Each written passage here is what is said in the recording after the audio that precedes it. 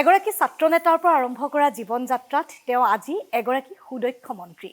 ক'বলৈ লৈছোঁ মন্ত্ৰী জয়ন্ত মল্ল বৰুৱাৰ কথা।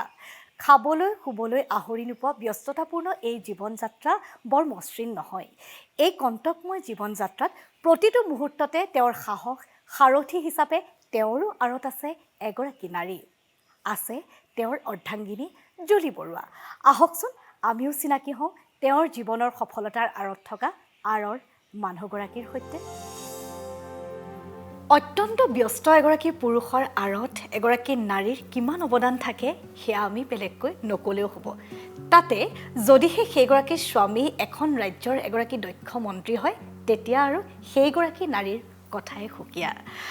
আমি ইতিমধ্যে কৈছোঁ আজি আমি উপস্থিত আছোঁ অসমৰ কেবিনেট মিনিষ্টাৰ জয়ন্ত মল্ল বৰুৱাৰ বাসগৃহত। আমি চিনাকি কৰি দিবলৈ লৈছোঁ তেওঁৰ সফলতাৰ আঁৰত থকা সেই আঁৰৰ মানুহগৰাকী। আমি আজি উপস্থিত আছোঁ তেওঁৰ বাসগৃহত। এয়া মোৰ সৈতে উপস্থিত আছে তেওঁৰ অৰ্ধাংগিনী জুলি বৰুৱা। বাইদেউ, আমাৰ অনুষ্ঠান আঁৰৰ মানুহগৰাকীলৈ আপোনাক স্বাগতম জনাইছোঁ। হয় বাইদেউ, বহুতে আপোনাক জানে বা বহুতে আপোনাৰ বিষয়ে জানিবলৈ বিচাৰে, যিহেতু ছাৰৰ পৰিবাৰ হিচাপে জনাৰ উপৰিও আপোনাৰ নিজা পৰিচয়, আপোনাৰ বিষয়ে অকণমান জানিব বিচাৰিছোঁ। প্ৰথমে এজনী গৃহিণী হিচাপে বা মাতৃ হিচাপে বা পত্নী হিচাপে চবেই জানি জয়ন্ত মল্ল বৰুৱা মোৰ স্বামী বুলি। তাৰোপৰি মোৰ সুকীয়া মোৰ নিজাকে পৰিচয় বুলি ক'লে মই এজনী কাৰোবাৰ জীয়েক, কাৰোবাৰ ভনীয়েক। হয়। আৰু মই ডাঙৰ দীঘল হ'লোঁ মই অৰুণাচলত, যিহেতু মোৰ দেউতা তাতে চাকৰি সূত্ৰত আছিলে আৰু মোৰ স্কুলিং অৰুণাচলতে। তাৰপাছত স্কুলিং কমপ্লিট কৰি মই গুৱাহাটীলৈ আহিলোঁ। গুৱাহাটীত মোৰ কলেজ লাইফ ষ্টাৰ্ট বা পঢ়া শুনা মোৰ গুৱাহাটীতে। তাৰ মাজত বিয়া হ'লোঁ। হয়, এই সংসাৰত আছোঁ এতিয়া, ল'ৰা ছোৱালী স্বামীৰ সংসাৰখন চলাই আছোঁ। এতিয়া মোৰ দুটা ল'ৰা ছোৱালী। ডাঙৰ ছোৱালীজনী তাই যোৱা বছৰ হায়াৰ ছেকেণ্ডেৰী কমপ্লিট কৰি তাই মুম্বাইত ছেইণ্ট জেভিয়াৰ্ছ কলেজত এইবাৰ তাই থাৰ্ড ছেমিষ্টাৰ পঢ়ি আছে। আৰু ল'ৰাটো সি ক্লাছ 7 আৰু সি আছাম ভেলীতে পঢ়ি আছে। সেই মোৰ পৰিয়াল আৰু মোৰ লগত বৰ্তমান শাহু আছে আৰু মোৰ এইফালে মাৰ ঘৰত মোৰ দেউতা আছে। আজি এবছৰমান হ'ল মোৰ মা ঢুকুৱা। মোৰ দাদা ভাইটি আছে। সেই পৰিয়াল, এখেতৰ ঘৰত 3জনী ছোৱালীৰ মাজত এওঁ অকল সন্তান আৰু ল'ৰা সন্তান। আৰু ময়ো মোৰ মাৰ ঘৰৰ ফালে 3টা ল'ৰাৰ ভিতৰত মই এজনী ছোৱালী। আমাৰ দুটাই বেলেগ একে। বাইদেউ, আপুনি কৈছে যে আপোনাৰ শৈশৱ বা কৈশোৰ সেয়া অৰুণাচলতেই পাৰ হৈছে, কিন্তু আপুনি যৌৱনৰ যিখিনি সময় বা কলেজীয়া যিখিনি সময় সেইখিনি গুৱাহাটীত পাৰ কৰিছে। গতিকে স্বাভাৱিকতে সেইখিনি সময়ত গুৱাহাটীত যেতিয়া পঢ়া শুনা কৰি থকা যায়, লগ বন্ধুৰ সৈতে চিনেমা চোৱা বা তেনেকুৱা সময় পাৰ কৰা যায়। গতিকে সেইখিনিয়ে আমাৰ সময় এগৰাকী নাৰীৰ, যিখিনি সময়ত আমি এজন মানুহক নিজৰ ড্ৰিম পাৰ্চন হিচাপে আমি কল্পনা কৰোঁ। আপোনাৰ জীৱনত এজন ড্ৰিম পাৰ্চন কেনেকুৱা আছিলে? আমাৰ সময়ত আমাৰ দেউতাহঁতে শাসন কৰা নাছিলে, কেলৈ আমাৰ ঘৰখনে কালচাৰেল হেৰিত আছিলে, পৰিৱেশত আছিলে। মা দেউতাহঁতে খুব কালচাৰেল লাইনত আছিলে। তেওঁলোকে নাচ গান বা ল'ৰা ছোৱালীবিলাকক নৃত্য নাটিকাৰ পৰা নাটকৰ পৰা গীত মাত চব শিকাইছিল। তো মই সেইখিনি ফ্ৰীডম সৰুৰ পৰা পাইছিলোঁ। স্কুলত মই স্কুলত থাকোঁতে ডান্স ড্ৰামা এইবিলাকত আছিলোঁ, স্পৰ্টছতো অলপ আছিলোঁ। পঢ়া লিখাত অলপ বেছি নাছিলোঁ, মিডিয়ামতে আছিলোঁ। চ' মই সেনেকৈ মোক দেউতা মাহঁতে কেতিয়াও হেৰি কৰা নাই, কিন্তু এটা কথা সদায় কৈছিলে, মানে আমাৰ সময়ত সেইটো এটা মাক দেউতাকৰ দায়িত্ব বুলি আছিলে, শিকাইছিলে যে ছোৱালী এজনী কেনেকৈ হ'ব লাগে। আৰু নিশ্চয় ময়ো মা দেউতাৰ পৰা বহুতখিনি দেখিছোঁ, শুনি পেলাই আজি এইখিনিত পাইছোঁ। সেই সময়ত মানে যে কোনোবা ল'ৰা যদি ভাল লগা বা কিবা কথা মানে কিন্তু ভয় কৰিছিলোঁ আমি, আৰু কেনেদৰে মাৰ্জিতভাৱে। আৰু আমি মোৰ এনেকৈ স্কুল লাইফত সেনেকৈ কেতিয়াও মই ভাল লগাটো চব সেই কাৰোবাক কিবা সেইটো সিমান হেৰি নহয়, কিন্তু একদম সম্পূৰ্ণ হিচাপে মই এনেকৈ স্কুল লাইফত নাই। কলেজ লাইফত আহোঁতে এওঁৰ লগত চিনাকি হ'ল আৰু তেওঁ চিনাকি হৈ পেলাই আগবাঢ়িলোঁ। আৰু কিন্তু আমাৰ যোনটো মাহঁতে আগতে কয় গুৱাহাটীত পঢ়িব যাবি, কিন্তু গুৱাহাটীৰ ল'ৰাবোৰ, তেতিয়া আমি অলপ চিম্পল লাইফত আছিলোঁ তো, গুৱাহাটীৰ ল'ৰা বুলি ক'লে ভয় খাইছিলোঁ। কোনোবাই কিবা ক'লেও খুব আঁতৰি আছিলোঁ। নাজানো ক'ৰ মাজত আৰু দাদাৰ লগত অলপ চিনাকি হ'লোঁ। তেওঁৰ কি বিশেষত্বই আপোনাক ইমান আকৰ্ষিত কৰিলে? দাদাৰ মানে মই চবৰে এটা ড্ৰিম থাকে সৰুতে যে মানুহজন ভাল হ'ব লাগে। মই পিছত মেইনলি মই ভাল বিচাৰিছিলোঁ, যে ভাল পিছত কি কৰে সেইটো ডাঙৰ কথা নহয়।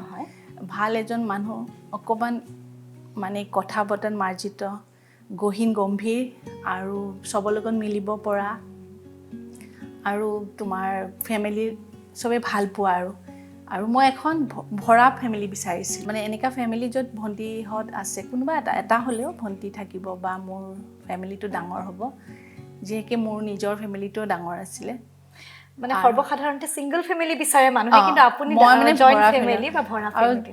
এওঁক প্ৰথমতো এওঁ মোক দেখা, মই নজনাতে তেওঁ মোক আগতে দেখিছে, গতিকে মই কলেজত যাওঁতে সিহঁতৰ বিশেষকৈ উলুবাৰীত মই হোষ্টেলত আছিলোঁ, প্ৰাইভেট হোষ্টেলত। তো উলুবাৰীত বি বৰুৱাৰ সন্মুখত তেওঁলোকৰ আড্ডা চাড্ডা বহে কেতিয়াবা, চাগে কোনোবা পাকত মোক দেখিছে আৰু দেখি ক'ৰবাত, মই জনামতে দেই পিছত, তাৰপিছত বহুত দিন তেওঁৰ বন্ধুৰ ভনীয়েকহঁতক কৈছেও যে চিনাকি হ'বলৈ, কিন্তু মোৰ সেইটো ভয় আছিলে যে মাহঁতে কৈ থৈ দিছে গুৱাহাটীৰ ল'ৰা, কিবা হয় চিনাকি হ'লে কিবা, আকৌ সিহঁতে আগত অকণমান ল'ৰাবিলাক হেৰি আছিলে তো, মই আৰু প্ৰথম মানে চিনাকি হ'বলৈ মানে বিচৰা নাছিলোঁ, আৰু দেখাও নাই ল'ৰাটো কোন হয় কি হয়, দেখাও নাই। যিহেকে মোক বহুতবাৰ মানে ক'লে আৰু যে এবাৰ চিনাকি হৈ লোৱা, এবাৰ চিনাকি হৈ লোৱা, চিনাকি হ'ব বিচাৰিছে। ঠিক আছে, চিনাকি হৈ লওঁ, কিনো ডাঙৰ কথা। 1997ত লাষ্ট ডিচেম্বৰৰ লাষ্টৰ ফালে এদিন, মোৰ ডেটটো আছে 23 ডিচেম্বৰ, মনত থাকি যায় কিছুমান থাকিলে।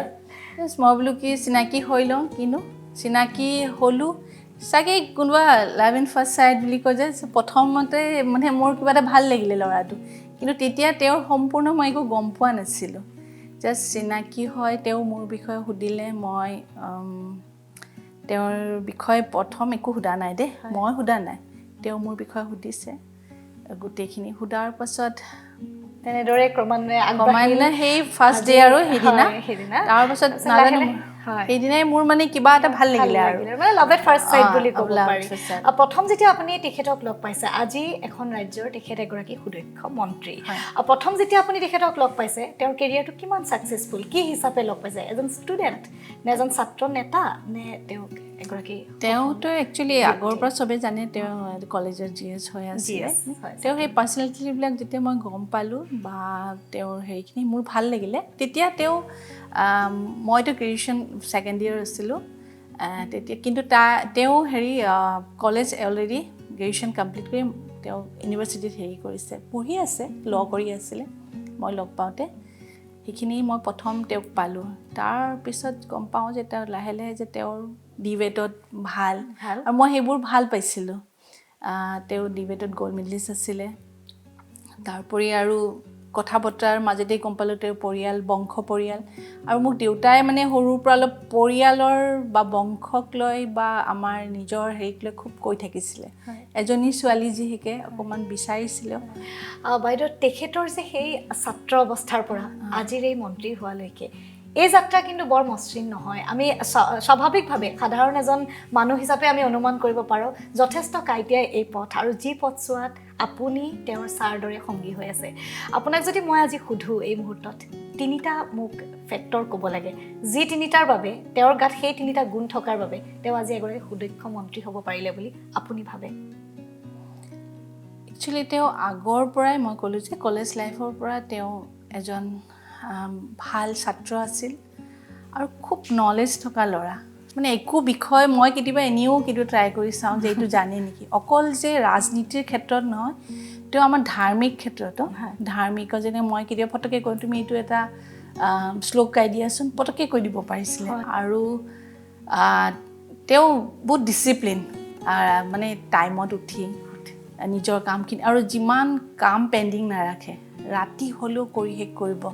তেওঁ এগৰাকী ভাল আচলতে স্বামী আৰু লগতে এগৰাকী মন্ত্ৰীও।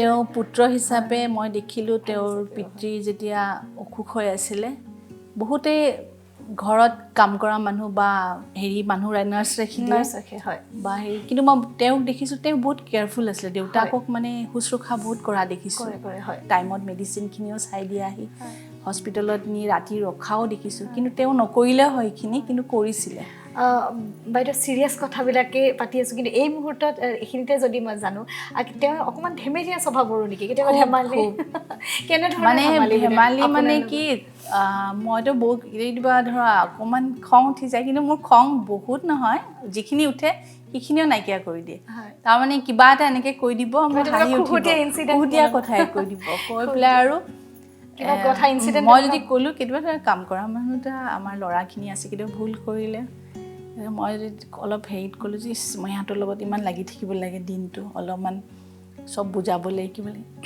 সেই সিহঁতে ইমান জানা হ'লে তোমাৰ ওচৰত কাম কৰিব নাহে নাই এটা অফিচাৰ হৈ থাকিলে হয় এনেকৈ ক'ব আৰু কিবা এটা তাৰমানে হহুৱাই দিব আৰু মোক মানে ঘৰত আমাৰ কাজিয়া পেচাল খুব কমেই হয় কি আমি দুজনে মানে বেলেঞ্চটো ৰাখোঁ কাজিয়া নহয় ধৰা কেতিয়াবা অলপমান খঙীয়া হ'লেও মানে ক'ত 5-10 মিনিট বাইদেউ সেই কথাটো জানিবলৈ মন যায় কাজিয়া কৰাৰ প্ৰথমতে আচলতে সময়েই নাই কিন্তু যিখিনি সময় লগ পাই কেনেদৰে কটোৱা হয় ধৰক প্ৰায় খুব কম সময়ে দেখা দেখি বা লগ পোৱা হয় তেওঁ কামতে ব্যস্ত কিন্তু মোৰ এটা আছে কি এওঁ যিমান ৰাতি হ'লেও মই নুশু তেওঁ যদি 4টাত আহিম বুলি কয় মই 4টালৈকে ঠাৰ পাই থাকোঁ তেওঁৰ এই যাত্ৰাত আপুনি তেওঁক কন্দা দেখিছেনে মানে যেতিয়া তেওঁ প্ৰথম বিধায়ক হ'ল তেওঁ খুব এটা আশা আছিলে পলিটিক্সত অহা তেওঁ যিহেতু ছাত্ৰ নেতাৰ পৰা আছিলে বা তাৰপিছত ভাগতো সেই 5 বছৰ মানে তেওঁ যিখিনি কৰিছে বা তেওঁ নিজকে ৰাইজৰ হৈ ওলাই দিছিল বা আমাৰ এটা ভাল লগা এটা দিন চলি আছিলে হঠাৎ নেক্সট টাৰ্মত তেওঁ বিধায়কৰ টিকটটো নাপালে তেওঁৰ সতীৰ্থসকল গোটেইকেইটাই টিকটৰ দাবীদাৰ আছিলে কিন্তু চবেই পালে তেওঁ কিবা ক্ষেত্ৰত তেওঁ নহ'ল সেই সময়খিনিত মই তেওঁক বহুত কাষত পাইছোঁ তেওঁ বহুত বেছি ভাঙি পৰিছিলে আৰু মানে মই সেইদিনা তেওঁৰ চকুৰ মানে মোক এটাই ক'লে যে মোৰ আৰু শেষ এনেকুৱা কৰি দিছিলে কথা এটা কৈ তেতিয়া মই ভাবিছোঁ আমাৰ এইটোৱে শেষ নহয় আৰম্ভণিহে আৰু তুমি ইমান য়াং হয় আৰু তোমাৰ পলিটিকেল কেৰিয়াৰটো আৰম্ভ এইটো নেক্সট ধুনীয়াকৈ হৈছে একো ডাঙৰ কথা নহয় সেই সময়ত তেওঁৰ চকুত মানে সেই মই দুখটো দেখিছিলোঁ মনৰ কিন্তু তেওঁ কি হৈছিলে ওচৰত ইমান মানে হেৰি হতাশ হৈ আমাক দেখুওৱা নাছিলে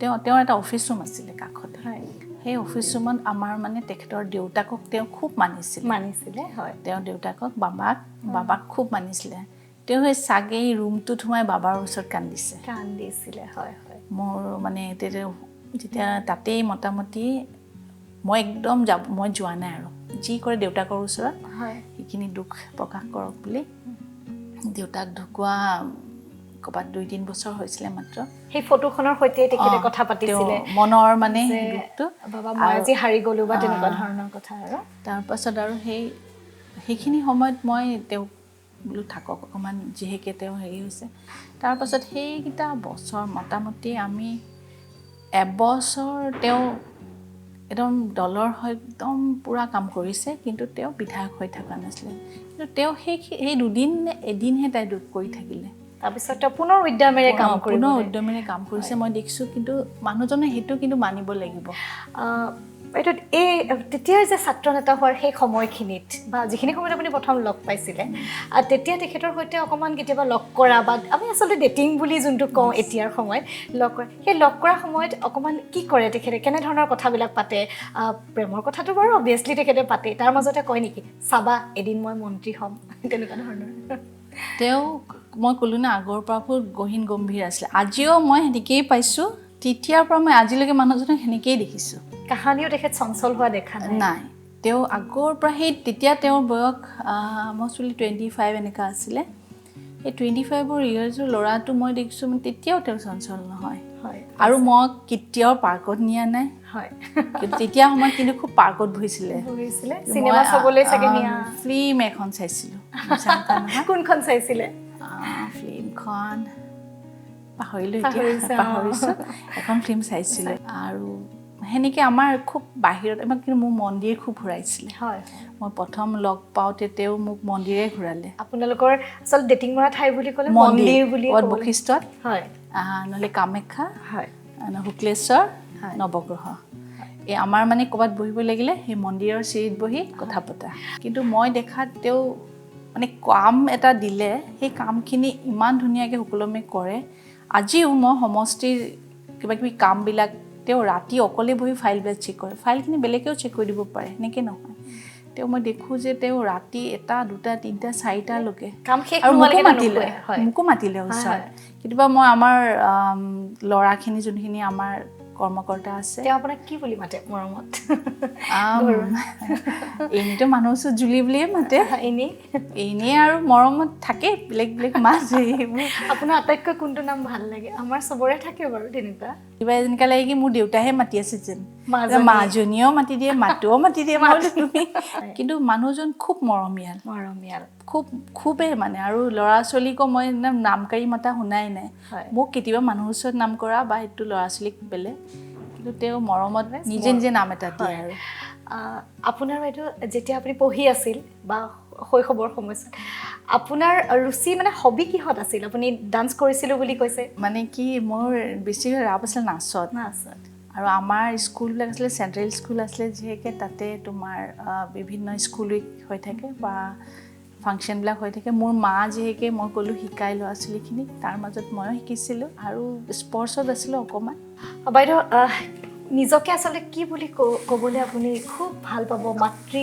জুলি বৰুৱা গৃহিণী জুলি বৰুৱা এগৰাকী মন্ত্ৰীৰ পত্নী জুলি বৰুৱা মোক যোনে যিহেতু মাতে মই সেইটোৱেই ভাল পাওঁ আজি মই যিহেতু মই সৰুৰ পৰা মোৰ দেউতাৰ নামত মই এজনী জীয়ৰী হৈ আছিলোঁ মোক তেতিয়া চবে ডেকাদাৰ ছোৱালী বা ৰমেশ ডেকাৰ ছোৱালী বুলি কৈছে এখেতৰ লগত আহিলোঁ তেওঁৰ সংসাৰত মোক ল'ৰা ছোৱালীৰ মাতৃ হিচাপে বা অকল মাতৃ জীয়ৰী বা পত্নীয়ে নহয় চবৰ কাৰোবাৰ মই মাহীয়েক কাৰোবাৰ পেহীয়েক যোনেই যেনেকৈ মাতে তেনেকৈ খুব ভাল লাগে কোনোবাই এতিয়াতো সমষ্টিত মোক বাইদেউ কোনোবা আণ্টি মাতিলে সেইটো চবতে কিন্তু সুকীয়াকৈ মানে এটা মোৰ এতিয়া পৰিচয় ভাল লাগে এখেতৰ ক্ষেত্ৰত মানুহ এটা সন্মান এটা দিয়ে সেইটো এটা চবৰে এটা থাকে মানুহজনৰ চিনাকি এটা চবেই বিচাৰে আজি সেই চিনাকিটোৰ কাৰণে নিজেও ভাল লাগিছে ভগৱানক ধন্যবাদ দিছোঁ ছাৰ অলপ সময়ৰ কাৰণে আছে বুলি শুনিছোঁ আমাৰ অনুষ্ঠানৰ অকণমান অংশ হিচাপে তেওঁক আমি আমন্ত্ৰণ কৰিবলৈ পালে নিশ্চয় আমি সুখী হ'ম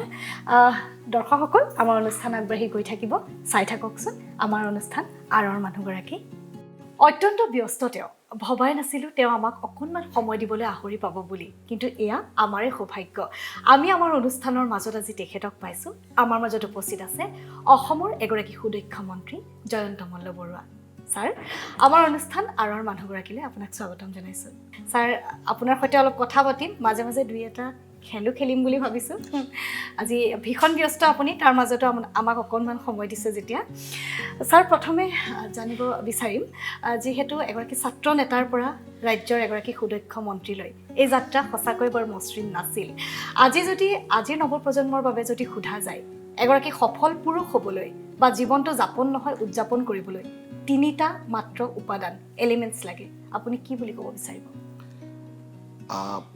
সফল পুৰুষ হ'বৰ কাৰণে ধৈৰ্য আটাইতকৈ প্ৰয়োজন আৰু এটা লক্ষ্য আগত ৰাখি কাম কৰিব লাগে লক্ষ্য এটাই যে মই জীৱনত যি প্ৰফেশ্যনতে নাথাকোঁ কিয় সেই প্ৰফেশ্যনতে মই ৰাষ্ট্ৰৰ সেৱাত দেশৰ সেৱাত কাম কৰিম গতিকে প্ৰফেশ্যনটো নিজৰ চইজৰ কথা আৰু বেছিভাগ মানুহৰ জীৱনতে এনেকুৱা হয় যে প্ৰয়োজনৰ তাগিদাত সময়ৰ তাগিদাত নিজৰ চইজৰ প্ৰফেশ্যনটো তেওঁ বিচাৰিবৰ কাৰণে সুবিধাই নিমিলে বা সম্ভৱ নহয়গৈ আৰু প্ৰয়োজনত মানে নিজৰ চইজৰ প্ৰফেশ্যনটো বিচাৰিবৰ কাৰণে যিটো যোৱাৰ যাত্ৰা এই যাত্ৰাটো অত্যন্ত কঠিন আৰু সেই যাত্ৰাৰ কাৰণে ধৈৰ্য সাহস সময় মানে কেতিয়াবা হয়তো অসুবিধা আহিব তাত সাহসেৰে মোকাবিলা কৰা এই কথাবিলাক অত্যন্ত প্ৰয়োজন আৰু সেইকাৰণে আজিৰ তাৰিখতো মই দেখা পাওঁ যে মেক্সিমাম মানুহৰে তেওঁৰ শৈক্ষিক যাত্ৰাৰ মাজত যেনেকৈ গৈছে কিবা এটা প্ৰফেশ্যনত ফিট হৈ গৈছে কাৰণে প্ৰফেশ্যনটো হৈ গৈছে কিন্তু প্ৰফেশ্যনটো নিজৰ নিচাত হ'বৰ কাৰণে যোনে নিজৰ নিচাত প্ৰফেশ্যন কৰিব খোজে সি কষ্ট কৰিবই লাগিব, সি ধৈৰ্য ধৰিব লাগিব আৰু সি সংঘাত কৰিব লাগিব, তাৰ উত্থান পতন থাকিবই। গতিকে উত্থান পতনৰ মাজত উত্থানটোতো ভাল লাগে, খুব সুন্দৰ লাগে, কিন্তু পতন যেতিয়া হ'ব তাক সকলো মানুহে সহ্য কৰিব নোৱাৰে। সেইকাৰণে নিজৰ হিচাপৰ প্ৰফেশ্যন বা নিজৰ মন মিলা প্ৰফেশ্যনত মানুহে উপনীত হোৱা মানুহ শতকৰা 10-15%, 20%। নিশ্চয়। ছাৰ, কোৱা হয় প্ৰতিগৰাকী সফল পুৰুষৰ আঁৰতে থাকে এগৰাকী নাৰীৰ অৱদান। ঠিক তেনেদৰে আপোনাৰ জীৱনতো আপোনাৰ অৰ্ধাংগিনী, আপোনাৰ যিগৰাকী প্ৰিয় নাৰী জুলি বৰুৱাৰ অৱদান নিশ্চয়কৈ আছে। আপোনাৰ জীৱনত আপোনাৰ মতে জুলি বৰুৱা কি? চাওক, এজন মানুহে যিকোনো ক্ষেত্ৰত কাম কৰিবলৈ হ'লে তেওঁৰ পাৰিবাৰিক পৰিয়ালটোৰ এটা এনেকুৱা পৰিৱেশ লাগিব যিটো পৰিৱেশত মানুহে কাম কৰাৰ কাৰণে নিজকে সমৰ্পিতভাৱে কাম কৰিব পাৰিব। আৰু যিকোনো মানুহে পাৰিবাৰিক অশান্তি থাকিলে, পাৰিবাৰিক অসুবিধা থাকিলে তেওঁ কেতিয়াও সফল মানুহ হ'ব নোৱাৰে। আৰু সেইকাৰণে কয় যে এগৰাকী মানুহৰ জীৱনত সফল নাৰী থাকিব লাগিব। নাৰী মানে কি হ'ল? পৰিয়াল। আৰু সফলতাৰতো প্ৰথম নাৰীগৰাকী মাতৃ। গতিকে প্ৰথম মাতৃ নাৰীগৰাকী থাকিবই, তাৰ পিছৰো সফলতাৰ যিটো যাত্ৰা। আজি মই ৰাজনৈতিক ক্ষেত্ৰখনত আছোঁ বা য'তেই নাথাকোঁ কিয়, মই ঘৰত আহি এটা পৰিৱেশ বিচাৰিম, মোৰ পৰিয়ালৰ পৰিৱেশটো থাকিব। মোৰ ঘৰত যদি সেই পৰিৱেশটো নাথাকে, নিজৰ পত্নীৰ পৰা সেই সহযোগটো নাথাকে, কেতিয়াও সফল হ'ব নোৱাৰে। এটা সফল পৰিয়ালৰ মাজৰ পৰা সফল মানুহ ওলাব পাৰে। সেইকাৰণে সফল পৰিয়াল এটা চলাবৰ কাৰণে এগৰাকী সফল মাতৃ লাগে, এগৰাকী সফল পত্নী লাগে। আৰু সেইকাৰণে মই ভাবোঁ যে মোৰ ক্ষেত্ৰত এইটো মোৰ কাৰণে আশীৰ্বাদ যে মোৰ মাও মোৰ কাৰণে ভগৱান সদৃশ আৰু মোক ইমানেই প্ৰেৰণা দিয়ে। ঠিক তেনেদৰে মই বিয়াৰ পিছৰে পৰা বা জুলিক লগ পোৱাৰ পিছৰে পৰা মই সদায় এটা পজিটিভ মানে ইনস্পাইৰেশ্যন পাই আছোঁ যে মই কিবা কৰিব খুজিলে কেতিয়াও না নকৰে।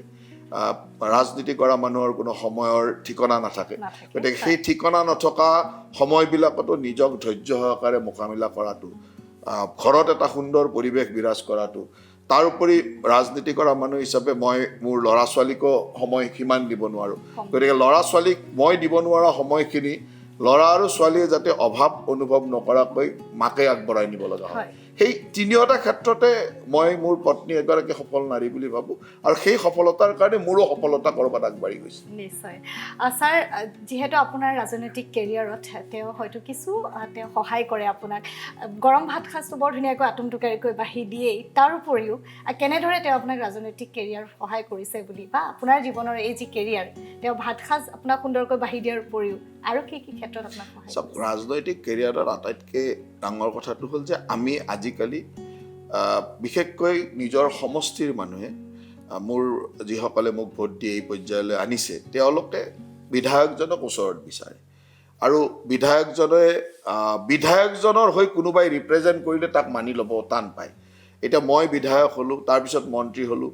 বিধায়ক হওঁতে হয়তো যিমান সময় দিছিলোঁ, এতিয়া মন্ত্ৰী হ'লে মই সমষ্টিত সিমান সময় দিব নোৱাৰোঁ, বা বিধায়ক হৈ থাকোঁতেও মানুহে যিমান বিচাৰে সিমান সময় দিব নোৱাৰোঁ, বেলেগ বেলেগ কামো থাকে। আৰু মানুহৰ এনেকুৱা যে প্ৰতিটো সময়তে বিধায়কজনক ওচৰত বিচাৰে।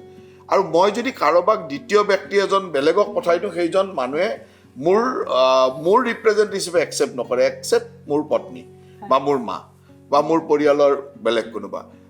গতিকে মোৰ কাৰণে এটাই ডাঙৰ সহায় হয় যে মই এই ব্যস্ততাপূৰ্ণ জীৱনত, বিশেষকৈ মোৰ সমষ্টিৰ কাৰোবাৰ কোনোবা ঢুকাইছে, কোনোবা বিয়া, কাৰোবাক কিবা সহায় লাগে, কাৰোবাৰ বেমাৰ আজাৰত খবৰ ল'ব লাগে, এই ধৰণৰ কামখিনি পত্নী হিচাপে তেওঁ কৰাৰ লগে লগে মই কৰা আৰু তেওঁ কৰাৰ মাজত কোনো পাৰ্থক্য নাথাকে। কিন্তু মই সেই কামটো যদি মোৰ এজন কৰ্মীক বা বেলেগ এজন মোৰ দলীয় মানুহক পঠাই দিওঁ, তেতিয়া মানুহে সেই হেৰিটো নলয় যে নলয় যে নাই তেওঁ দলৰ মানুহ আহিছে, খবৰ লৈছে। কিন্তু মোৰ পৰিয়ালৰ মোৰ পত্নী গ'লে সেইটো মানে মানি লয় যে নাই, তেওঁ আহিব পৰা নাই, তেওঁৰ মিছেজক পঠাইছে।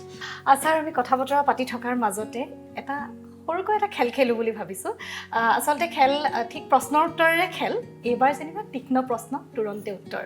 ছাৰ, ৰেপিড ফায়াৰ খেলটো আমি খেলাৰ আগতে এবাৰ ক'লে অকণমান ভাল পাম, যি ক'ম সঁচা ক'ম, এইখনত ধৰি।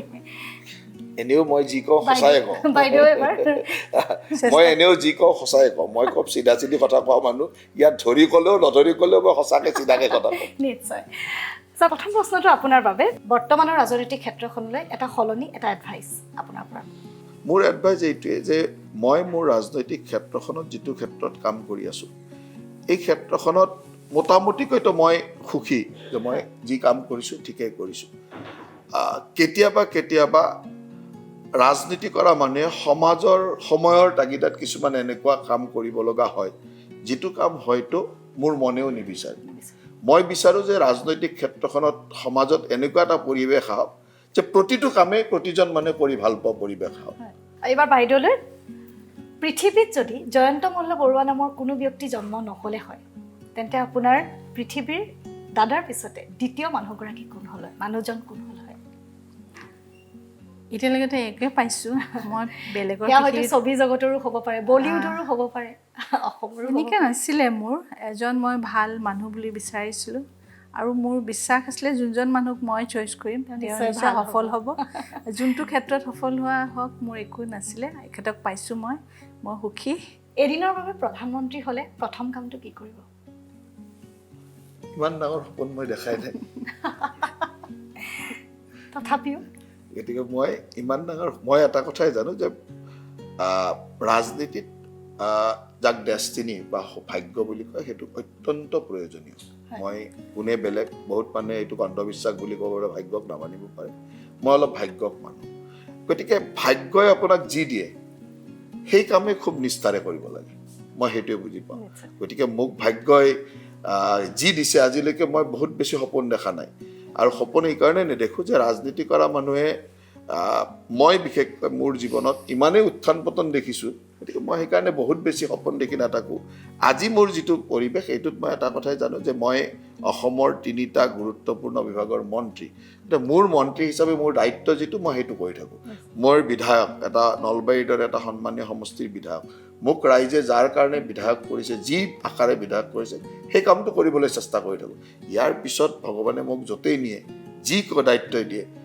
সেই দায়িত্ব পালন কৰিব লাগিব এদিনৰ বাবে যদি জুলি বৰুৱাৰ পৰা আঁতৰাই অনা হয় তেন্তে কি হ'ব বিচাৰিব ৰাইজৰ কাৰণে কিবা এটা কৰা মই ছ'চিয়েল ৱৰ্কাৰ হৈ ভাল পাওঁ নিশ্চয় ছাৰক সুধিব বিচাৰিছোঁ বাইদেউৰ আটাইতকৈ ভাল লগা গুণটো আপোনাৰ কি মোক বেয়াকৈ নকয় সেইটোৱে ভাল লগা কেতিয়াও খঙত একো কৈ পোৱা নাই সেইটোৱে ভাল লগা গুণ গতিকে জেনেৰেলি সৈনিকবিলাকে বিভিন্ন ধৰণৰ এনেকুৱা কথা কয় যিবিলাক কথা মানে গিৰিয়াকে হয়তো শুনিব নোখোজে গতিকে মই আজিলৈকে সেইটোৱে ভাল লগা গুণ যে মোক বেয়াকৈ কেতিয়াও নকয় বাইদেউৰ কথা কৈছে যে কেতিয়াও বেয়াকৈ নকয় কিন্তু এনেকুৱাতো নহয় কেতিয়াবা অকণমান খঙো উঠে কেতিয়াবা কিবা কথাত খং উঠিছে নেকি আপুনি ভাবে নেকি যে দাদাই এই গুণটো সলালে আপোনাৰ আৰু ভাল লাগিব তেওঁ এনেকুৱা একো নাই যে তেওঁ খুব ডিচিপ্লিন মেইনটেইন কৰে ক'ৰবাত যদি বস্তুটো নাপায় সময়ত যদি নাপায় সেইটোত মোকে নহয় ঘৰৰ ল'ৰাখিনিক কয় আৰু খং কৰি নকয় আৰু অকণমান আমিও বুজি পাওঁ সেইটো তো মই বেলেগ তেওঁক এতিয়া মানে চেঞ্জ কৰিব লগা নাই যি আছে ঠিকে আছে হয় আপোনাৰ জীৱনৰ আটাইতকৈ ভাল লগা মুহূৰ্তটো কি আছিল বৰ্তমানলৈকে ভাল লগা মুহূৰ্ত এইটোৱে যিদিনাখন মই মোৰ লক্ষ্যত উপনীত হৈছিলোঁ এইকাৰণে কওঁ যে মই ছাত্ৰ জীৱনৰ পৰা ৰাজনীতি কৰিছোঁ গতিকে ৰাজনীতি যিদিনাখন আৰম্ভ কৰিছিলোঁ ছাত্ৰৰ ৰাজনীতি সিদিনাখনেই পঢ়া শুনাটো ভাল আছিলোঁ বা এনেকুৱাও নহয় যে চাকৰি এটা যোগাৰ কৰি ল'ব নোৱাৰিলোহেঁতেন কিন্তু এটা ডিচিশ্যন লৈছোঁ যে মই ৰাজনীতিয়ে কৰিম ৰাজনীতি কৰা মানুহৰ লক্ষ্য থাকে বিধায়ক হোৱা মন্ত্ৰী হোৱা এনেকুৱা লক্ষ্য থাকে যিদিনাখন বিধায়ক হৈছোঁ সিদিনাখন আটাইতকৈ ভাল লাগিছে যিদিনাখন মন্ত্ৰী হৈছোঁ লাইফটো ছাকচেছ হোৱা যেন লাগিছে কাৰণ মই বিধায়ক নোহোৱালৈকে মোৰ পৰিৱেশটো এইটো আছিল যে মোৰ লগৰ যিমান ল'ৰা আছিলে সকলোৱে ভাবিছিল যে ই আমাৰ বেটছৰ ভাল ল'ৰা আছিল পঢ়া শুনাত ভাল আছিল ইয়াৰ জীৱনটো দেখো নহ'ল তেনেকৈ মানুহে ভাবিছিল তেনেকৈ ভাবাটো স্বাভাৱিক কাৰণ মই মোৰ লগত পঢ়া মোতকৈ কম বুদ্ধিৰ বা মোতকৈ পিছৰ ল'ৰাই চাকৰি ভাল এষ্টাব্লিছমেণ্ট হৈছে 2011 চনলৈকেতো মই একোৱে হোৱা নাই গতিকে 2011 চনলৈকে মানুহে মোৰ লগৰ মোৰ পৰিয়ালৰ মানে ভাবিছিল যে ইয়াৰ ৰাজনৈতিক মানে নিচা এটা সোমাই গৈ তাৰ জীৱনত একো নহ'ল যিদিনাখন বিধায়ক হ'লোঁ সিদিনাখন মানুহে ভাবিলে যে নাই ই কিবা এটা হ'ল আৰু সেইটো আনন্দ মই নিশ্চয়কৈ পাম যিদিনাখন মন্ত্ৰী হ'লোঁ সিদিনাখন এতিয়া আমাৰ বেটছৰ চব ল'ৰাই কয় যে আমাৰ সকলোৰে ভিতৰত এতিয়া জয়ন্তৰ ভাল কিন্তু সেই একেকেইজন মানুহে কেইদিনমান আগলৈ 11 চনৰ আগলৈকে মোক কৈছিলে যে ইয়াৰ জীৱনত একো নহ'ল গতিকে কথাটো এইটোৱে মানুহ মই একেজনেই সফলতাটোৰ লগত গোটেই বস্তুটো নিৰ্ভৰ কৰে আৰু সেইকাৰণে সফল যিদিনাখন হৈছোঁ বিধায়ক হিচাপে সফল হৈছোঁ মন্ত্ৰী হিচাপে হৈছোঁ আৰু যিদিনাখনে অসমৰ মানুহে ৰিকগনাইজ কৰিব যে মই এজন সফল মন্ত্ৰী, সেইদিনাখন আৰু ভাল লাগিব। ছাৰ, আপুনি কি ভাবে যে আপোনাৰ মাজত এনেকুৱা এটা গুণ আছে যিটো আন ৰাজনীতিবিদসকল বা আন বিশেষ লোকৰ নাই, যাৰ বাবে আপুনি আজি জয়ন্ত মল্লবৰুৱা হ'ব পাৰিছে? মোৰ দৃষ্টিত মোৰ সুকীয়া গুণ, মই বৰ ষ্ট্ৰেইট ফৰৱাৰ্ড। ৰাজনীতি কৰা মানে ইমান চিধাকৈ কথা নকয়, আৰু মই কাৰোবাক মানে কিবা ক'বলগীয়া থাকিলেও মই চিধাই কৈ দিওঁ। কেতিয়াবা এওঁ মোক কয় যে তুমি বেছি মুকলিকৈ কথা কোৱা, ইমান মোৰ পেটৰ কথা কিয় বেলেগক কৈ দিয়া, মোক সেইটো কয় যে তুমি ইমান পেটৰ কথা কিয় বেলেগক কৈ দিয়া, ৰাজনীতি কৰা মানুহে ইমান চব কথা ক'ব লাগে নেকি? কিন্তু মই ভাবোঁ যে এইটোৱে মোৰ গুণ। সেইকাৰণে মোক কোনোবাই যোনে আজিলৈকে মই দেখিছোঁ যে যোনে মোৰ ওচৰত আছে, আজি 15 বছৰ 20 বছৰ সেই মোৰ ওচৰতে আছে। মোৰ পৰা আঁতৰি যোৱা মানুহ খুব কম। ছাৰ, অকণমান ধেমেলীয়া কথাৰ মাজলৈ আহোঁ। এটা ইনচিডেণ্ট আপোনাক দিছোঁ, বা সেইখিনি সময়ত আপুনি ৰিয়েকশ্যনটো কেনেকুৱা হ'ব, বা কি প্ৰশ্ন সুধিব, বা কেনেধৰণে ৰিয়েক্ট কৰিব। আপুনি এটা অনুষ্ঠানলৈ গৈছে, এখন লিফ্টৰ ওপৰত উঠিলে, হঠাৎ লিফ্টখন বন্ধ হৈ গ'ল। আপুনি ঘূৰি চাই দেখিলে আপোনাৰ কাষত দুজন মানুহ আছে, এজন সাংসদ বদৰুদ্দিন আজমল, এজন শ্বেৰমান আলী, বিধায়ক শ্বেৰমান আলী। তেওঁলোকক আপুনি প্ৰথমে কি সুধিব, কেনেকৈ ৱেলকাম কৰিব? কিবা কথা এষাৰ পাতিবলৈ দিলে তেওঁলোকলৈ প্ৰথম কথাটো কি হ'ব? সাংসদ বদৰুদ্দিন আজমল আৰু শ্বেৰমান আলী ব্যক্তিগত জীৱনত মোৰ বহুত ভাল সম্পৰ্ক, যদিও আপোনালোকে ভাবে যে এওঁলোক দেখিলে কাজিয়া কৰিব নেকি। বদৰুদ্দিন আজমলে যদি মোক লগ পায়, প্ৰথম মোক খুব ভালকৈ সম্বোধন কৰাৰ উপৰিও তেওঁ ক'ব যে দাদা ভালে আছে নে নাই। তেওঁ মোৰ পৰা প্ৰথম যেতিয়াই লগ পাওঁ সোধে।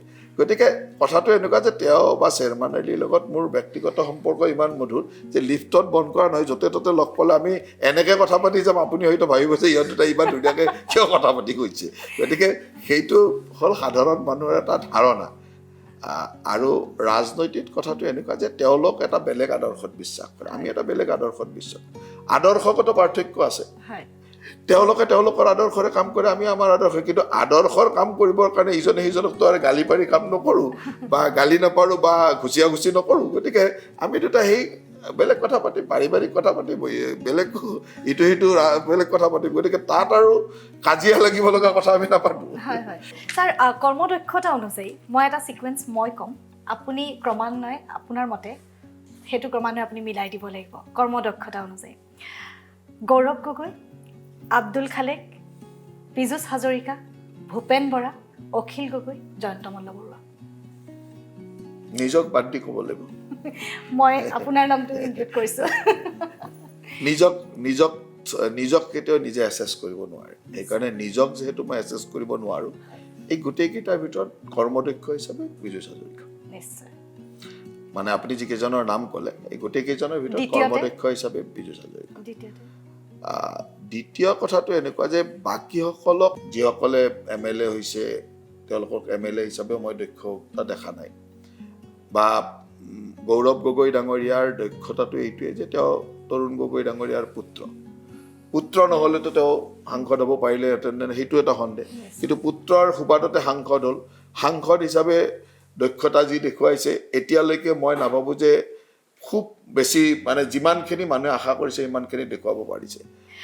বাইদেউ, এইবাৰ আপোনাক সুধিব বিচাৰিছোঁ, জীৱনৰ কোনটো স্তৰক আপুনি প্ৰথমত দিব বিচাৰিব, ছেকেণ্ড? মই এটা ছিকুৱেঞ্চ কৈ দিম, আপুনি সেইমতে যদি মিলাই যায়।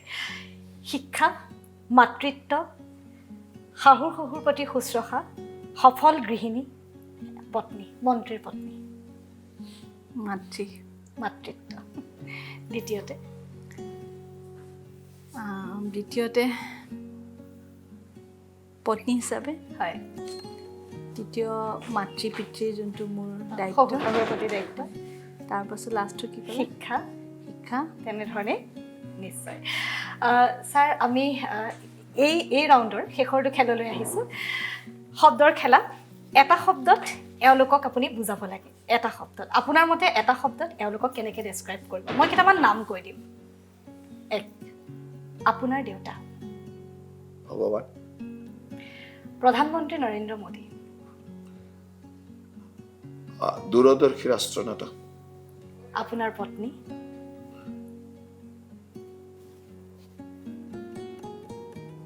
মোৰ প্ৰেৰণা।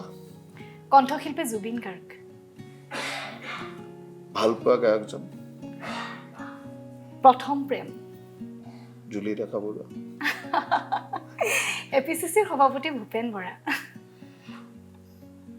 ৰাজনীতি নজনা মানুহ এজন। আপোনাৰ মা? মোক নিস্বাৰ্থভাৱে ভাল পোৱা মানুহজনী। মুখ্যমন্ত্ৰী ডক্টৰ হিমন্ত বিশ্ব শৰ্মা। মোৰ ৰাজনৈতিক গুৰু। একালৰ সতীৰ্থ ৰকিবুল হুছেইন। একে আশাৰে ৰকিবুল হুছেইনক কোৱা দিগদাৰ, কিন্তু ৰকিবুল হুছেইন এটা শব্দত ক'বলৈ হ'লে এগৰাকী ৰাজনৈতিক নেতা। ৰাজনৈতিক নেতাটো হয়, মানে ৰাজনৈতিক নেতা বুলিয়ে ধৰক আৰু সফল হৈছে যেতিয়া মন্ত্ৰী হিচাপে ইমান দিন আছে। নিশ্চয় ছাৰ, এতিয়া আমি কেইটামান হাতৰ খেল খেলিম, শব্দৰ খেল খেলিলোঁ। আপুনিও নিশ্চয় এনজয় কৰিলে অকণমান ব্যস্ততাৰ মাজতে। এতিয়া হাতৰ খেল খেলিম। মই ইয়াত কেইখনমান কাগজ থৈছোঁ, ইয়াত কেইজনমান মানুহৰ নাম আছে। বাইদেৱে বুজিব। কেতিয়াবা এনেকুৱা হয় নেকি ছাৰ যে কিবা এটা কথা ইংগিতেৰে বুজোৱা হৈছে কেতিয়াবা জীৱনত, বা মুখেৰে ক'ব নোৱাৰি, কেতিয়াবা জেচাৰ দেখুৱাই বা ইংগিতেৰে কিবা বুজোৱা হৈছে নেকি আজিলৈকে, প্ৰেমৰ পৰা বৰ্তমানলৈকে? বুজোৱাটো হয় কেতিয়াবা, বহুত মানুহ থাকিলেতো কিছুমান কথা খুলি ক'ব নোৱাৰিলে ইংগিতেৰে বুজাব লাগে। তেওঁ ধৰিব পাৰেনে, বুজি পায় ইংগিতটো? ইমান দিন বুজিয়েতো আছে। আজিও আমি চাম কিমান বুজি পায়। মোৰ হাতত 4-5খন আছে কাৰ্ড। আপুনি ইয়াৰে এখন লওক আৰু তেওঁক ইংগিতেৰে বুজাওক। তেওঁ ক'ব লাগে কাৰ নাম আছে সেই কাগজখন। দেখুৱাইছে জয়ন্ত মল্ল বৰুৱা। বিৰাট লাকি, বিৰাট লাকি। নিশ্চয়। এইবাৰ এই 4খনৰ ভিতৰত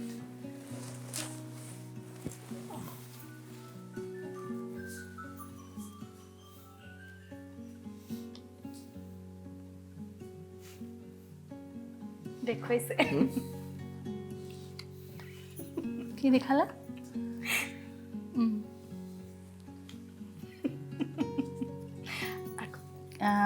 কংগ্ৰেছৰ কোনোবা নেতা? ঠিকে ধৰিছে। নামটো কৈ দিলে। নামটো কৈ দিয়া। নিশ্চয়কৈ কংগ্ৰেছৰ এপিচিচিৰ সভাপতি ভূপেন বৰা, তেখেতৰ নামটো আছিলে। তেওঁ এনেদৰে দেখুৱালে। আৰু এখন দিব বিচাৰিম, আপুনি লৈ লওক 3খনৰ মাজত। বৰ্তমানলৈকে ঠিকেই গৈ আছে। এয়া ভাগ্য ভাল বুলিয়ে ক'ম নে? ভালকৈ বুজোৱা। এনেকৈ দেখুৱাইছে, এনেকৈ দেখুৱাইছে। কংগ্ৰেছৰ পুৰণি নেতা, কেন্দ্ৰীয় নেতা কি? গৌৰৱ গগৈ। আৰু নেক্সট অকণমান দেৰি হ'ল, গতিকে মই উত্তৰটো কৈ দিছোঁ, ৰাহুল গান্ধী। ৰাহুল গান্ধী। ছাৰে ঠিকেই বুজাইছে, অসমৰ বুজিব নোৱাৰিলে। অকণমান খেলি মেলি হ'ল। ঠিক আছে, 2টা পাৰিলে, খুব সুন্দৰ। ছাৰ, এতিয়াতো খুবেই ব্যস্ততাপূৰ্ণ জীৱন, তাৰ মাজতো মাজে মাজে চাগে কেতিয়াবা গান শুনা হয়, বা শেষবাৰৰ বাবে কেতিয়া গুণগুণাইছিলে? নে প্ৰায়ে গুণগুণোৱা হয়, নে সদায় গুণগুণায়? গানটো দিনত কেতিয়াবা কেতিয়াবা গুণগুণোৱা হয়, আৰু মই গান শুনো বেছি গাড়ীত গৈ থাকিলে। হয়। ৰাতিপুৱা সময়ত, বিশেষকৈ ৰাতিপুৱা সময়ত ক'ৰবাত জাৰ্ণি কৰিলে মই গান শুনি যাওঁ। গান শুনিলেতো মনটো ফ্ৰেছ লাগে, এইটো হয়। আপোনাৰ প্ৰিয় গীত? অজস্ৰ। মোৰ প্ৰিয় গীতৰ কোনো সীমা সংখ্যা নাই। অজস্ৰ গান। মই বেছিভাগ ভাল, মানে পুৰণি গানবিলাকে বেছি ভাল পাওঁ। অসমীয়া গানো মই মানে যথেষ্ট পৰিমাণে অসমীয়া গান শুনো। সেইকাৰণে মই প্ৰিয় গীত বুলি ক'লে বহুত গীতেই প্ৰিয়। হয় ছাৰ, ফুল, প্ৰেম, মানুহ, এই 3টা শব্দৰ পৰা কিবা এটা শব্দ লৈ এটা গীত যদি গুণগুণাবলৈ কওঁ, মানুহ শব্দটো লৈ, যিহেতু আপুনি এগৰাকী ৰাজনৈতিক নেতা, গতিকে প্ৰায় মানুহৰ লগত আপোনাৰ কাম, মানুহৰ মাজতে আপুনি থাকিব লাগে, গতিকে মানুহ শব্দটোক লৈ যদি এটি গীত মই গাবলৈ কওঁ, সেয়া সুধা কণ্ঠৰ গীতো হ'ব পাৰে। চাওক, মানুহ শব্দটোৰে গীত হ'লেতো মানুহে মানুহৰ বাবে, তাতকৈ আৰু ভাল গান নাই। গতিকে অকণমান কথাটোত এই গানটোৰ গোটেই লিৰিক্সটো এনেকুৱা যে গোটেই মানে সমাজৰ এখন ডাঙৰ ছবি তাত ওলাই আহে। মানুহে মানুহৰ বাবে যদিহে অকণো নাভাবে, অকণো সহানুভূতিৰে ভাবিব কোনে নোকোৱা। গতিকে এই কথাবিলাক ইমান হৃদয়ত লগা কথা, আৰু সেইকাৰণে এই গানবিলাকৰ লিৰিক্স বুলিয়ে নহয়, গানৰ সুৰো এনেকুৱা যে মানে মই সৰু থাকোঁতেও যিটো গান ভাল পাইছিলোঁ, হয়তো এতিয়া মাজ বয়সত আছোঁ আৰু শেষ বয়সতো এই গানবিলাক ভাল লাগিব। অকণমান গুণগুণাই দিব। গানটো মই বৰ বেহুৰা গাওঁ, গতিকে মই গান গাই মই গানটোক যদি আবৃত্তি কৰি গাওঁ তেতিয়া মানুহে শুনি ভাল পাব, কিন্তু মই গান গাই শুনালে মানুহে বৰ বেয়া পাব। গতিকে আৰু এটা কথা ঠিক যে কিছুমান ৰাজনীতিকক আপোনালোকে গান চান গোৱাই তেওঁকে ইমেজটোৱে নষ্ট হৈ যায়, মানুহে ভাবে যে ইমান বেহুৰা কিয় গায়। গতিকে মই যিটো কাম নোৱাৰোঁ সেই কামটো মই নকৰাই ভাল। হয় হয়, বাইদেউৰ পৰাই গান এটা শুনো। এইবাৰ কিন্তু এটি হিন্দী গীত শুনিব বিচাৰিম, যিহেতু আপুনি অৰুণাচলত পঢ়া বুলি কৈছে বা হিন্দী গীতৰ চৰ্চাটো হয়তো প্ৰায় থাকিব পাৰে। ঠিক তেনেদৰে ফুল, প্যাৰ, মুস্কিল এনেকুৱা ধৰণৰ শব্দৰ পৰা যদি কিবা এটা ল'ব পৰা যায়। হিন্দী গান ক'লে মোক এটা খুব প্ৰিয় গীত আছে, জুম ফিল্মৰ। হয়, হয়তো গীতটো মই মানে ময়ো এনেকৈ ছিংগাৰ নহয় দেই, কিন্তু মই গীতটো বহুত ভাল পাওঁ। কিন্তু আজি বাইদেউ কেমেৰাত নহয়, আজি এই গীতটো তেখেতক ডেডিকেট 2 লাইন মানহে ডেডিকেট কৰি মই গাব পাৰিম, চাই মানে সেই ফিলটো লাগিব।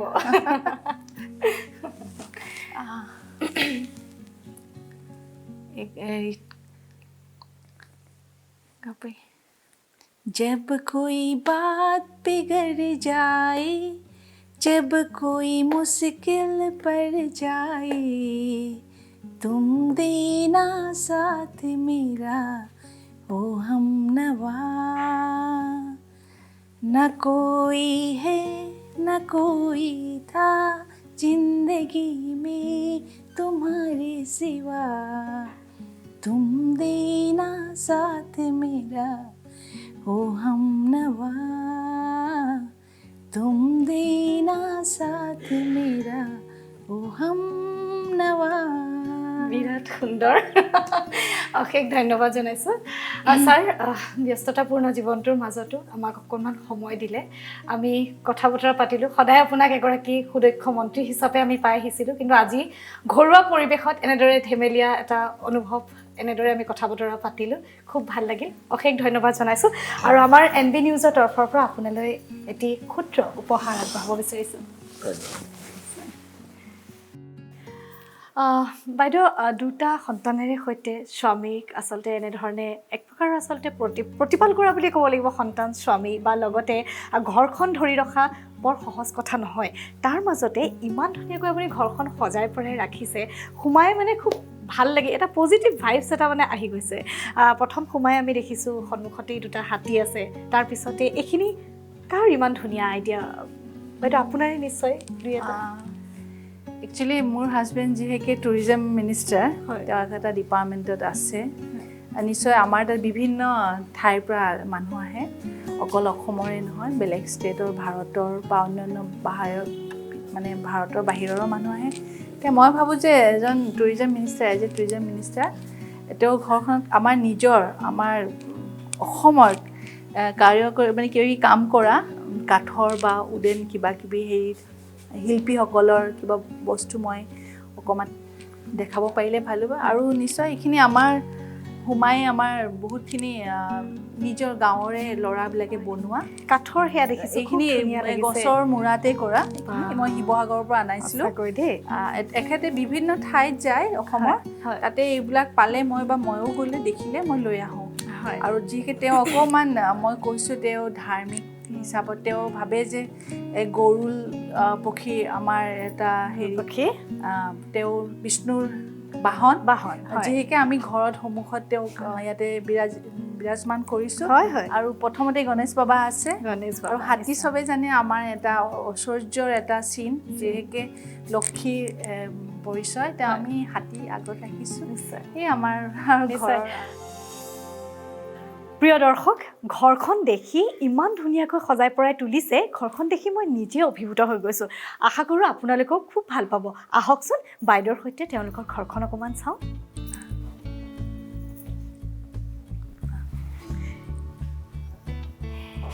এই বিশেষ পাত্ৰটোৱে কিন্তু মোক বৰ আচলতে আকৰ্ষণ কৰিছে দেই। এয়া কাৰ আইডিয়া? ইমান ধুনীয়া লাগিছে। এইখিনি আমাৰ সোমায়ে যিহেতু আমাৰ এইটো একদম সন্মুখত পৰে। হয়, এইটো আমাৰ সৰ্থেবাৰীত আমাৰ থলুৱা কাঁহ পিতলৰ যিখিনি আছে, তেওঁলোকৰ পৰা বনাই আনিছিলোঁ হয়। আৰু ভাবোঁ এটা ভাল এইটো এটা পানী আগত থ'ব লাগে বুলি থ'ব কয়। লাগে। সেয়ে আমি অকণমান চেষ্টা হয়, কৰিছোঁ আগত হয়। থৈ দেখিবও ধুনীয়া হয় হয়। আৰু আমাৰ নিজৰ কাঁহ পিতলৰ অকণমান পিতলৰ। হেৰিও হৈ যায় অসমৰ যিহেকে হয় এইটো এটা সোমাই আহিছোঁ এয়া গুৰুজনাৰ আসন মই এভাগ সেৱা ল'ব বিচাৰিম যিহেতু গুৰুজনাৰ আসন ইয়াত সন্মুখতে থৈছে নহয় জানো হয় সেয়াও আমাৰ এটা অসমৰ কৃষ্টি হয়। আৰু আমাৰ গুৰুজনাৰ যিহেকে পৰম্পৰা হিচাপে আমি ইয়াতে গুৰুজনাৰ আসন থৈছে। অকণমান ইয়াতে আমি পূজা বা হয়। ইয়াতে আমি গুণগান নকৰোঁ হয়। থাপনাত আছে ইয়াতে আছে। just দেখাবলৈ কাৰণে হয় হয় হয় আমি অকণমান ওপৰলৈ যাওঁ আহক বাইদেউ সমষ্টিটো আপুনি যায়নে দাদাৰ সৈতে কেতিয়াবা নিশ্চয় দাদাৰ সৈতেও যাওঁ আৰু নিজাকেও যাওঁ হয় বিশেষকৈ কেনেকুৱা ধৰণৰ গৈ কেনেকুৱা ৰেছপন্স বা তেওঁলোকে খুব নিশ্চয় ভাল পায় ভালে পায় যিহেকে মই ভাবোঁ যে আমি নলবাৰীত মই যিহেকে ইলেকশ্যনৰ সময়ত ভোটৰ কাৰণে মানুহখিনিৰ ওচৰত গৈছিলোঁ ভোট বিচৰাৰ কাৰণে হয় যে ৰাইজৰ ওচৰত গৈছিলোঁ সেই সূত্ৰে ক'ৰবাত মোক লাগে যে মই আকৌ এবাৰ ইলেকশ্যনলৈকে যোৱালৈকে ৰখি নাথাকোঁ হয় হয় মোক যিহেকে তেওঁৰ সহধৰ্মিনী হিচাপে মোক কিছুমান দায়িত্ব দিছে সেই দায়িত্বসকল মই পালন কৰিব সকলোৱে পালন কৰিব চেষ্টা কৰিছোঁ হয় ৰাইজৰ মাজত যাওঁ দুখ তেওঁলোকৰ একচুৱেলি মই আমাৰ মুখ্যমন্ত্ৰী সাহায্য পুঁজিৰ পৰা যোনটো চেক আমাৰ খুব মানে ক্ৰিটিকেল বেমাৰত ভুগি থকা মানুহখিনি যেনে কেঞ্চাৰ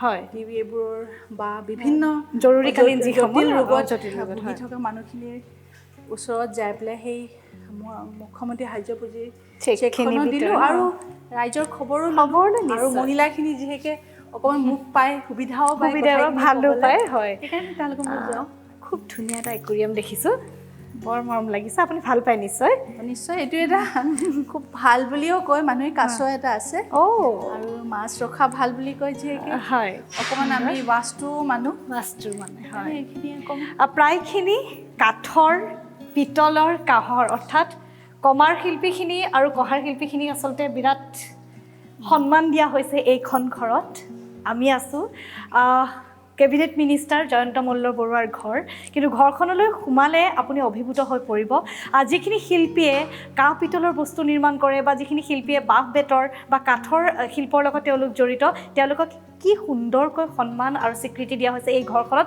আপুনি দেখিলে নিজেই অনুমান কৰিব পাৰিব অভিভূত হৈ পৰিব আহকচোন তেওঁলোকৰ ড্ৰয়িং ৰুমটোৰ ফালে যাওঁ এয়া ড্ৰয়িং ৰুম বাইদেউ এইটো আমাৰ ওপৰৰ ৰুম যিহেকে আমিয়ে বহু বেছিভাগ আলহী আহিলে আৰু তলতো গেষ্ট ৰুম আছে হয় এইখিনি আৰু সেইফালে এইফালে আহা মই তোমাক দেখাই আছোঁ আমাৰ যিটো গোঁসাই ঘৰ হয় সেই গোঁসাই ঘৰটো ইয়াতে পতা গৈছে হয়